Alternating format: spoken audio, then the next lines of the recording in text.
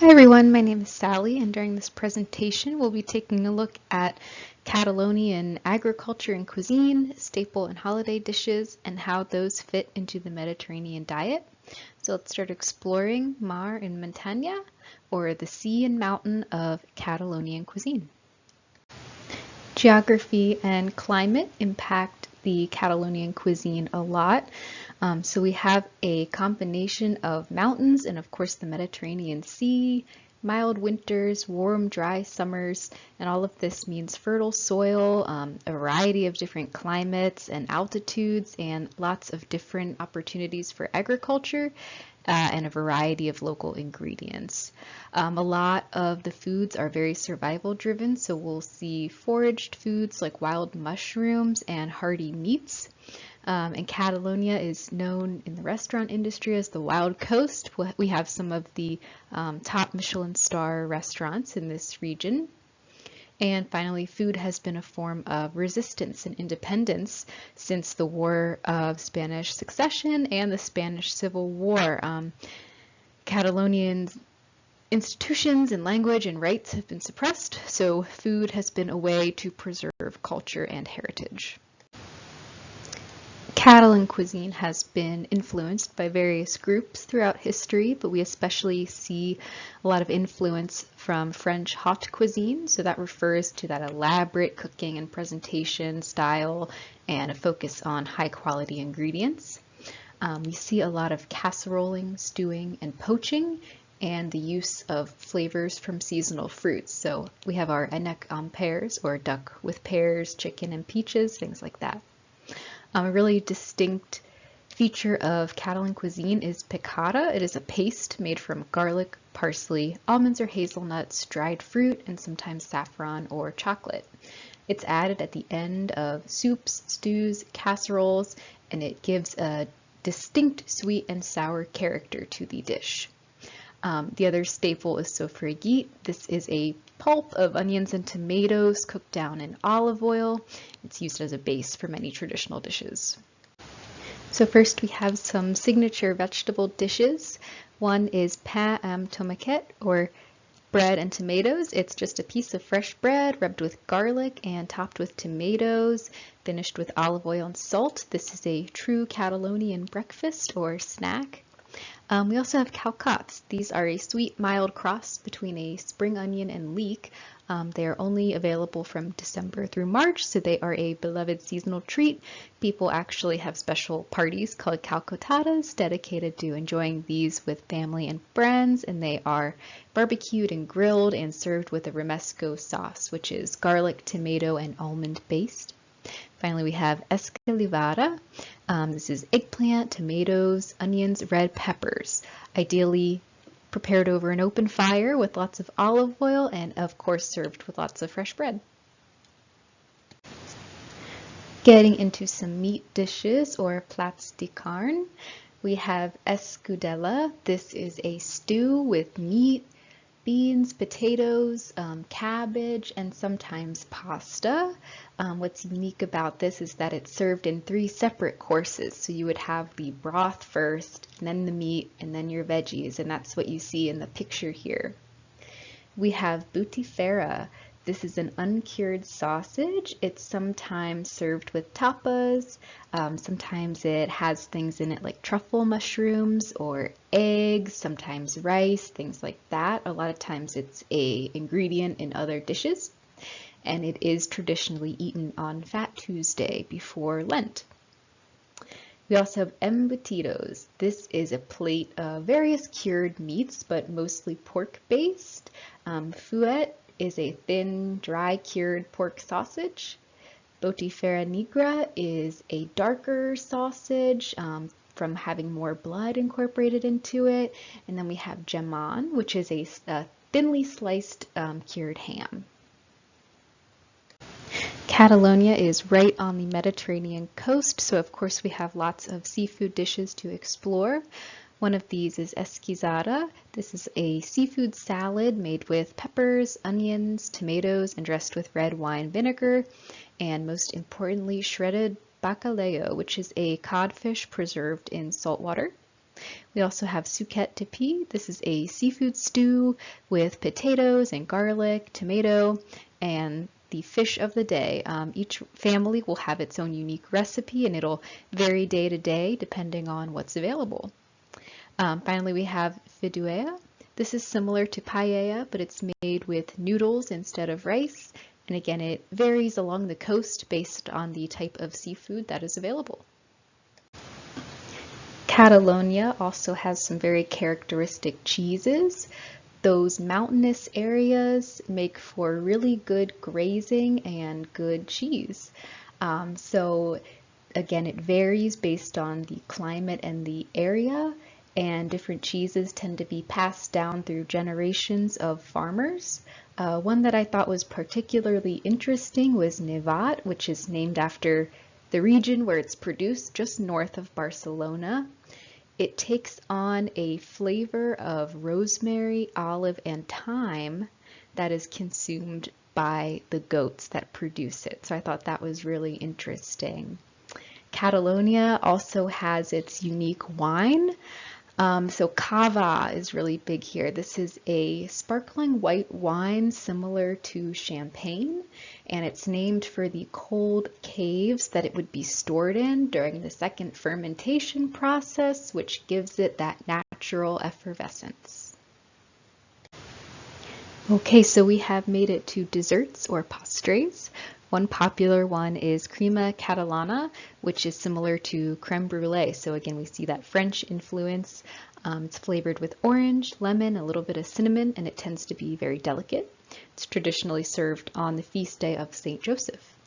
Another example are panaillés. These are almond, sugar, and egg-based pastries. They're often rolled in pine nuts and served on All Saints' Day. Another common dessert is simple things like cheese, honey, nuts, and fruit. Spain is a traditionally Catholic country, so one important holiday we'll look at is Christmas. On Christmas Day in Catalonia, families will have a rostit de Nadal or Christmas roast. This is commonly a duck or chicken cooked with fruit, pine nuts, and cinnamon. They'll also enjoy that escudella that we talked about earlier.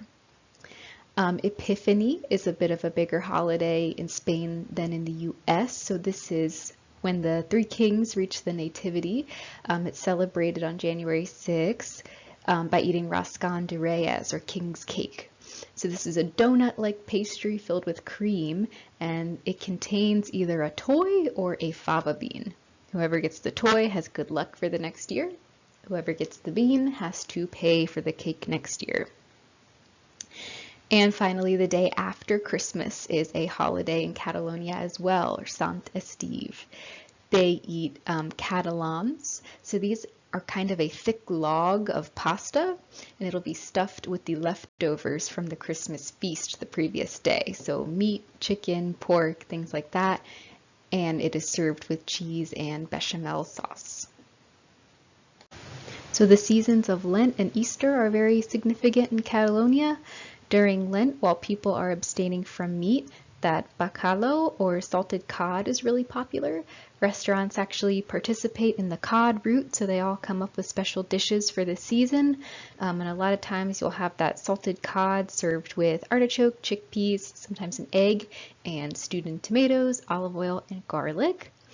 On Easter Day, the special treat is the Mona de Pasca. It's an elaborate brioche cake, and it was traditionally topped with hard-boiled eggs, and the number of eggs would match the age of the child that it was being given to. But nowadays we do see chocolate eggs, and they'll have things on them even like Disney characters. Now we will take a look at how traditional Catalonian cuisine lines up with Mediterranean diet guidelines. So the Mediterranean diet is high in olive oil. That definitely lines up with what we've taken a look at today. Olive oil is a part of almost every meal. Mediterranean diet is high in vegetables. A lot of times dark green leafy vegetables are emphasized. But one small difference is that in the Catalonian cuisine, they use a lot of onion, tomato, eggplant, potatoes, and peppers, but we still see those favorable health outcomes in this population, which may suggest that that variety is just as well. Mediterranean diet is high in fruit, often as snacks and desserts. And in Catalonian cuisine, we see that fruit in kind of smaller portions throughout the day, a lot of times incorporated into savory dishes. Mediterranean diet has a big focus on whole grains like barley, einkorn, which is an ancient wheat, spelt, and bulgur. This is a little bit of a contrast to what we looked at today in Catalonian cuisine. We see a lot of rice, pasta, and lots of fresh bread. And it's a little bit unclear whether these are whole grain or not. So that will be an interesting thing to see more of in person. Pulses and legumes and nuts are also recommended in the Mediterranean diet, although they're often not included in as many studies. But we do see chickpeas used in Catalonian cuisine, and almonds are the base of that picada that's used in so many dishes. And we see pine nuts in both savory and sweet meals as well. So the Mediterranean diet is moderate in fish and meats. And in Catalonian cuisine, we do see a really wide variety of meats and seafoods eaten, especially depending on the region. Studies don't often consider processing, or in the case of fish, the species of size. So I think a lot could be said about that variety and moderation in terms of their good health outcomes. And we do tend to see red meats that are high in saturated fat eaten at special occasions. Mediterranean diet is also moderate in dairy. This definitely lines up with what we saw in Catalonian cuisine. Butter is really reserved for baking treats, and olive oil is the primary fat used in cooking and dressing foods. Mediterranean diet is also moderate in red wine for its cardiovascular health benefits, antioxidants, and its ability to raise HDL. But white wine, as we see in Catalonia, has been historically consumed as well. And again, we still see those favorable cardiovascular outcomes. It's more about the frequency and the pattern, so smaller amounts, more spread out over time. And finally, the Mediterranean diet tends to be lower in eggs and sweets. For eggs, a lot of times these are left out of research, but we did see some mention of boiled eggs in some meals that we saw today. And sweets, again, we see them mostly incorporated into holiday meals for special occasions. There are a few other nuances of the Mediterranean diet to consider. One are the cooking methods themselves. So an sort of underrated component of the Mediterranean diet is the fact that a lot of foods are in the form of soups and stews. So there are less nutrients lost. We're retaining more of the nutrients in the meal and therefore consuming more. And we do see that casseroling and stewing are some of the most common cooking methods in Catalonian cuisine. Sauces and dips, besides oil and vinegar, are also not traditional. We do see that in Catalonian cuisine as well, so that may contribute to some health benefits. Another are the use of herbs and spices. Some of the native herbs to that area are fennel, bay laurel, parsley, rosemary, and sage. And some that we associate with the Mediterranean diet, like basil, garlic, oregano, chives, and capers, were actually imported from the Asian and Indian regions. So it's interesting that we do see both of those in traditional Catalonian cuisine. And then we also see spices like saffron, cumin, and sumac. So all of these we see in that picada that's used in so many meals. So herbs and spices may contribute to the health benefits of the Mediterranean diet as well. And finally, we have lifestyle factors. So we have to consider physical activity, sleep and circadian rhythm, and social and cultural values. So a few things that stand out here. In Catalonian culture, lunch tends to be the biggest meal of the day, and we do tend to see a midday nap or rest, which is in line with some research about our natural circadian rhythms. And we do see social values, like the importance of growing, cooking, and enjoying food together as family and friends, and leisurely meal times as well. So all of these things are sometimes not always included in studies about the Mediterranean diet, but are definitely present in Catalonian cuisine and culture that might contribute to health benefits. Thank you for your time today, and I look forward to experiencing this cuisine firsthand with all of you.